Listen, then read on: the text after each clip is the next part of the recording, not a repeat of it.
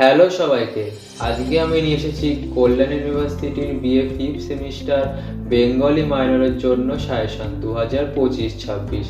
যারা ফিফথ সেমিস্টারে Bengali minor নিয়ে পড়ছো, এই ভিডিওটা তোমাদের জন্য খুবই গুরুত্বপূর্ণ, কারণ আমি এই সাবজেক্টের গুরুত্বপূর্ণ প্রশ্ন নিয়ে বিস্তারিত বলবো। ভিডিওটা শেষ পর্যন্ত মন দিয়ে দেখো। বেঙ্গলি মাইনরের বিষয় হলো বাংলা ছন্দ ও বাংলা অলংকার।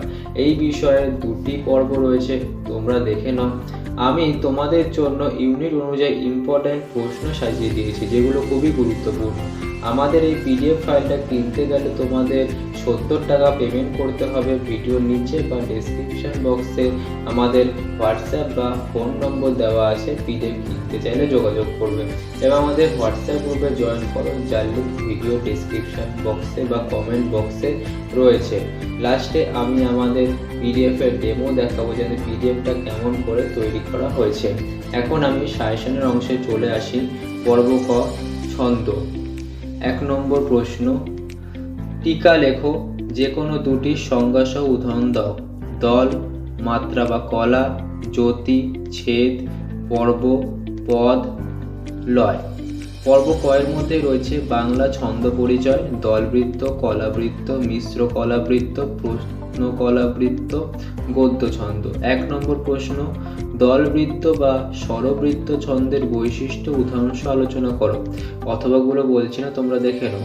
অক্ষরবৃত্ত বা মিশ্র কলাবৃত্ত ছন্দের বৈশিষ্ট্য উদাহরণসহ আলোচনা করো।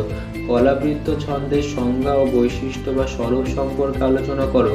প্রত্ন কলাবৃত্ত বা প্রাচীন মাত্রাবৃত্ত ছন্দের সংজ্ঞা ও বৈশিষ্ট্যগুলি উদাহরণসহ আলোচনা করো। গদ্য ছন্দ বলতে কি বোঝো, এই ছন্দের বৈশিষ্ট্যাবলী যথোপযুক্ত উদাহরণসহ ব্যাখ্যা করো। বাংলা ছন্দের শোষণ শক্তি উদাহরণসহ আলোচনা করো। অমৃতাক্ষর ছন্দ কাকে বলে, উদাহরণসহ অমৃতাক্ষর ছন্দের বৈশিষ্ট্যগুলি লেখো।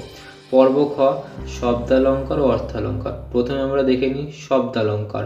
অনুপ্রাস, যমক, শ্লেষ, বক্রোক্তি। 1 নম্বর প্রশ্ন, অলঙ্কার কাকে বলে? অলঙ্কারের শ্রেণীবিভাগ উদাহরণসহ আলোচনা করো। অনুপ্রাস কাকে বলে, উদাহরণ দাও।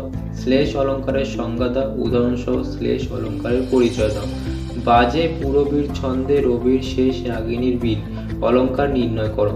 যমক অলঙ্কার সম্পর্কে সংক্ষিপ্ত আলোচনা করো। শ্লেষ ও যমক অলঙ্কারের তুলনামূলক আলোচনা করো, অথবা যে কোনো দুটি শব্দালঙ্কারের পরিচয় দাও। বক্রোক্তি অলঙ্কারের সংজ্ঞা লেখো, শ্রেণীবিভাগ সহ প্রত্যেক বিভাগের উদাহরণ দাও। পর্ব খ এর মধ্যে অর্থালঙ্কার। উপমা, রূপক, উৎপ্রেক্ষা, অপহুতি, সন্দেহ, নিশ্চয়, ব্যজস্তুতি, বিরোধাভাস, ব্যতিরেক।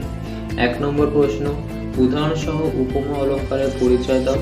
উৎপ্রেক্ষা অলঙ্কারের সংজ্ঞা দাও, শ্রেণীবিভাগ সহ প্রত্যেক বিভাগের উদাহরণসহ পরিচয় দাও। উপমা উৎপ্রেক্ষা অলঙ্কারের মধ্যে একটি তুলনামূলক আলোচনা করো। রূপক অলঙ্কারের সংজ্ঞা সহ প্রত্যেক প্রকারের উদাহরণ দাও।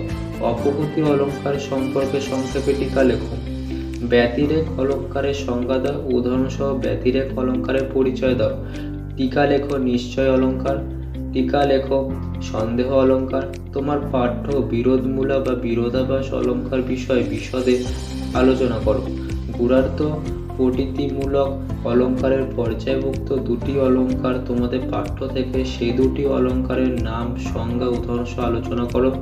ব্যজস্তুতি অলঙ্কারের উদাহরণসহ সংক্ষিপ্ত আলোচনা করো। এই ছিল আমাদের সাজেশন প্রশ্ন। এই প্রশ্নগুলো বললেই তোমরা পরীক্ষাতে কমন পাবে, তাই দেরি না করে পিডিএফটা আমাদের কাছ থেকে সংগ্রহ করো। এখন তোমরা আমাদের পিডিএফের ডেমো দেখো। এই সাজেশনের পুরো পিডিএফটা আমি তৈরি করেছি, যেখানে প্রত্যেকটা ইউনিট অনুযায়ী গুরুত্বপূর্ণ প্রশ্ন, ছোট আর বড় প্রশ্নের সাজেশন দেওয়া রয়েছে। আমাদের পিডিএফের প্রত্যেকটা প্রশ্ন পয়েন্ট আকারে রয়েছে, যাতে তোমরা ভালোভাবে বুঝে পড়তে পারো। পিডিএফটার দাম খুবই কম, মাত্র 70 টাকা।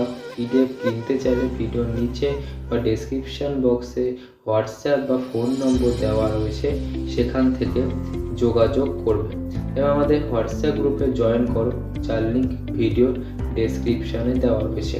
তাহলে আজকের ভিডিও এতটুকুই। যারা ফিফথ সেমিস্টারে বেঙ্গলি মাইনর নিয়ে পড়ছো, এই সাজেশনটা তোমাদের অনেক সাহায্য করবে। এমন আরও সাজেশন পেতে চ্যানেলটা সাবস্ক্রাইব করো এবং এই ভিডিওটা শেয়ার করো। ধন্যবাদ সবাইকে।